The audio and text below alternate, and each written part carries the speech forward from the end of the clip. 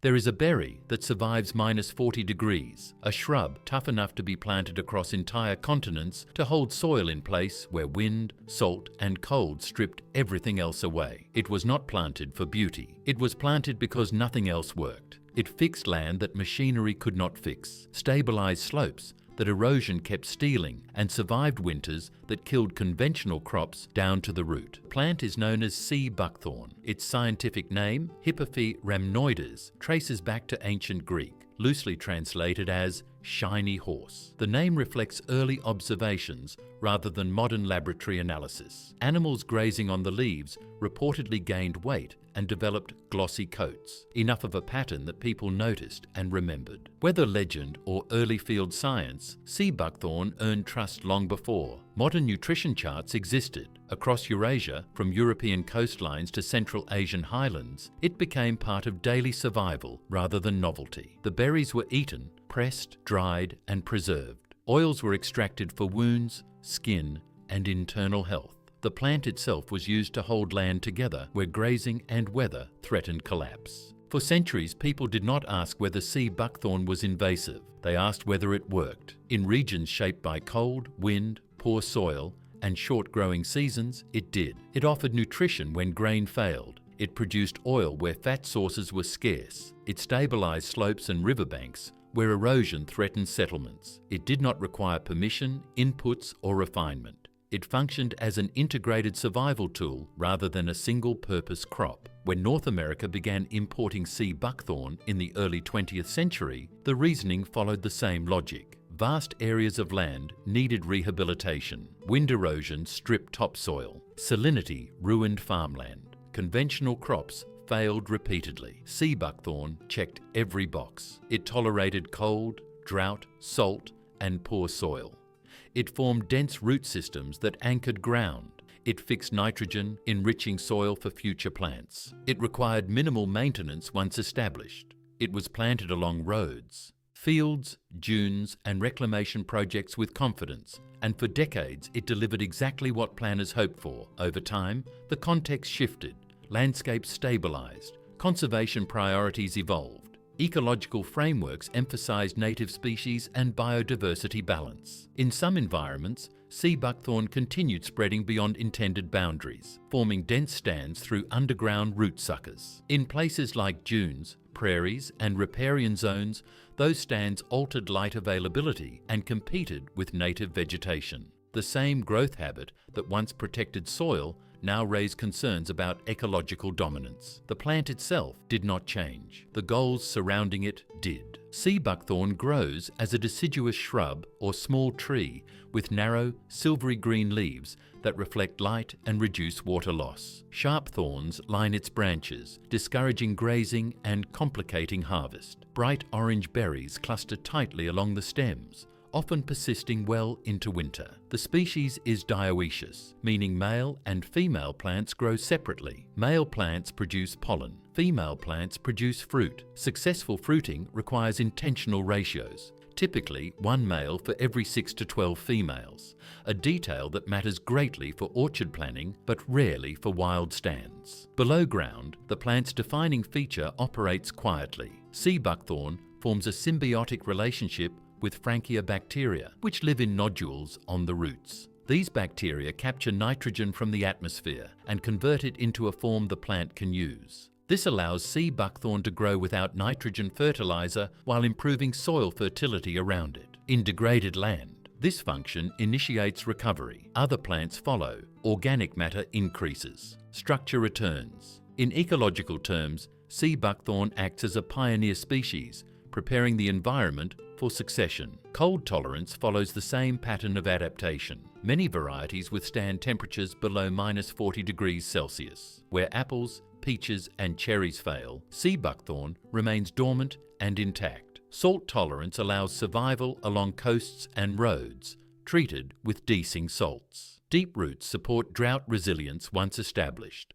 Rocky slopes, sandy dunes, compacted soils, and marginal land still produce fruit. The plant establishes, spreads, and yields without demanding human rescue. These traits, taken together, define climate resilience. They also explain the discomfort modern systems feel around it. A plant that feeds itself, spreads on its own, and produces nutrition without dependency resists control. In ecological management, that resistance requires boundaries. In industrial agriculture, it creates friction. Inside the berries, the nutritional architecture reinforces the same theme. Sea buckthorn contains some of the highest natural vitamin C concentrations found in fruit, approaching 400 milligrams per 100 grams. Processing reduces this content, yet even juice and concentrate retain levels competitive with top dietary sources. Vitamin C supports immune function, collagen synthesis, and antioxidant protection, particularly relevant in cold and stressful environments, where deficiency once carried severe consequences. Beyond vitamin C, sea buckthorn produces two distinct oils with different biological roles. The seed oil contains high levels of linoleic acid and alpha-linolenic acid, providing a balanced omega-6 and omega-3 profile rare in berries. This oil supports cellular membranes, inflammatory balance, and metabolic health. The pulp oil, extracted from the fleshy part of the berry, carries high concentrations of palmitoleic acid, an omega-7 fatty acid uncommon in the plant kingdom. Omega-7 appears in limited sources like macadamia nuts and certain fish and is associated with skin integrity, mucosal health, and metabolic signaling. This dual oil structure makes sea buckthorn unusual. Most fruits offer sugars, water, and pigments. Sea buckthorn offers oil and vitamin C together. Seed oil and pulp oil differ chemically and functionally. One berry serves multiple nutritional roles depending on how it is processed. Seeds may contain up to 12% oil by weight. Pulp often carries 8 to 12%. For a berry, this is extraordinary. Environmental conditions influence the precise chemical balance. Coastal plants differ from alpine plants. Soil, temperature, and moisture shape fatty acid ratios and antioxidant profiles. Yet the core structure remains intact. High vitamin C, high oil content, rare fatty acids, adaptability rather than fragility defines the plant's chemistry. Given these qualities, a question naturally emerges. If sea buckthorn survives extremes, feeds itself, restores soil, and produces exceptional nutrition, why is it missing from mainstream agriculture and grocery shelves? The answer rests in two areas: biological behavior and economic reality. Biologically, sea buckthorn does exactly what pioneer species are designed to do. It colonizes harsh environments. It spreads through root suckers. It forms dense stands where competition is low. In unmanaged settings, this behavior can alter ecosystems by shading out slower growing species. In conservation contexts prioritizing native biodiversity, this requires caution.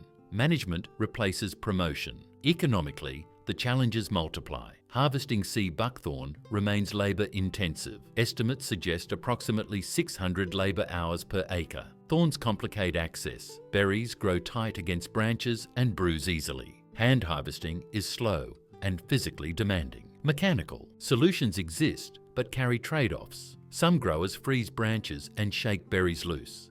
Others cut entire limbs and process them. Each method affects fruit quality, oil integrity, and cost. Yields typically reach 4 to 5 metric tons per hectare, respectable by agricultural standards. Yet yield alone does not determine viability. Harvest efficiency matters more. Industrial systems prioritize crops that move cleanly through machines, ripen uniformly, and minimize labor. Sea buckthorn resists those priorities. Orchard management adds further complexity. Male to female ratios require planning. Pruning is difficult due to thorns. Timing matters. Mistakes reduce fruit set. As a result, sea buckthorn settled into a niche rather than becoming a staple. It appears as frozen berries, juice, concentrates, oils, and cosmetic ingredients. Supplements highlight its unique fatty acids. Small growers and foragers maintain production where scale remains manageable. Knowledge persists without mass adoption. In prairie regions and northern plains, sea buckthorn continues serving its original purpose. Shelter belts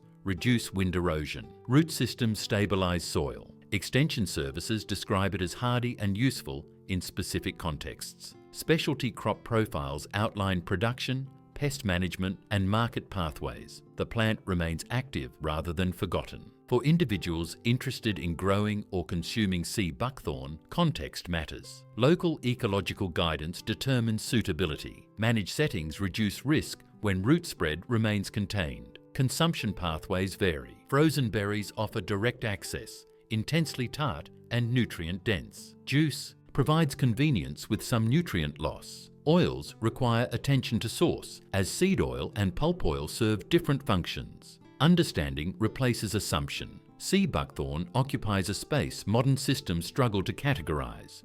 Too resilient for fragile models, too demanding for automation, too useful to abandon. It exists between labels, planted in some places, discouraged in others, harvested by those willing to work with it. Humans introduced it, benefited from it, then reassessed their relationship as priority shifted. Every person who learns that a thorny roadside shrub carries more vitamin C than familiar fruits gains a new lens on food. Every winter, harvest confirms that resilience operates independently of approval. Plants like this sustain people through cold, drought, and famine long before supply chains, fertilizers, and mechanized harvesters defined agriculture. This is the work of Ecological. Each episode documents a plant that produced nutrition when conditions removed comfort. The knowledge persists through memory, practice, and sharing. The next Eco Vault approaches.